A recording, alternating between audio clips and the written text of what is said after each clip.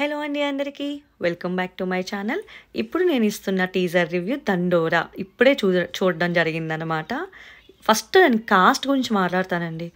అసలు ఎంత మంచి కాస్ట్ ఉన్నారంటే ప్రతి ఒక్కరూ మంచి యాక్టింగ్, వాళ్ళ యాక్టింగ్ త్రూ వాళ్ళు కష్టపడి వాళ్ళకి మంచి పేరు వచ్చిన యాక్టర్స్ అందరూ ఉన్నారనమాట.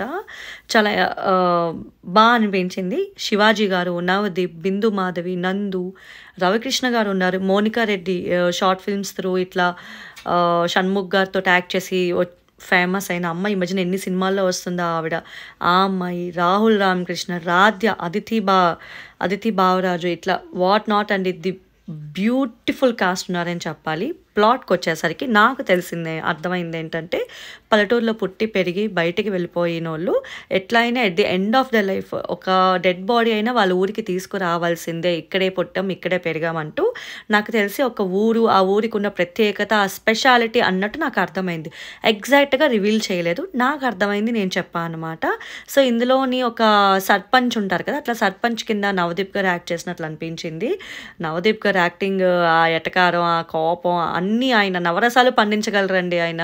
ఇంకా మంగపతి క్యారెక్టర్తో ఫేమస్ అయిన శివాజీ గారు చెప్పాల్సిన అవసరమే లేదు. మిడిల్ క్లాస్ మెలోడీస్లో కామెడీ అయితే ఏంటి, మంగపతి క్యారెక్టర్ ఒక స్ట్రిక్ట్ ఫాదర్ అయితే ఏంటి, what not, he's like all rounder అసలు. నందు, బిందు మాధవి గారు కూడా చాలా బాగా యాక్ట్ చేశారు. ఆవిడ ఒక స్పెషల్ రోల్ ఇందులోని. మోనికా రెడ్డి గారు కూడా ఒక వైఫ్ అండ్ నందు గారి వైఫ్ కింద అనమాట. ఆవిడకు ఒక కిడ్ కూడా ఉంటుంది. సో ఐ థింక్ వాళ్ళు ఒక పట్నం నుంచి విలేజ్కి వస్తున్నట్టు కార్లో జర్నీ చూపిస్తారు. మధ్యలో కార్కి కూడా ఏదో యాక్సిడెంట్ అయినట్టు తెలుస్తుంది. సో ప్లాట్ అయితే మొత్తానికి ఏమంటారు, పుట్టుక గురించి బ్రతుక గురించి అన్నట్టు నాకు అర్థమైంది. సో బాగుంది.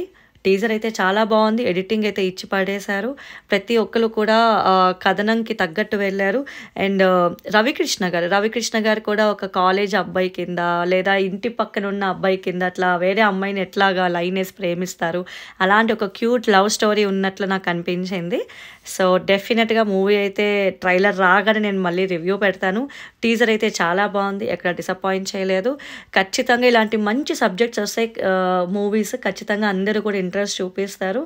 అండ్ లెట్స్ సీ ట్రైలర్ ఎట్లా ఉంటుందో.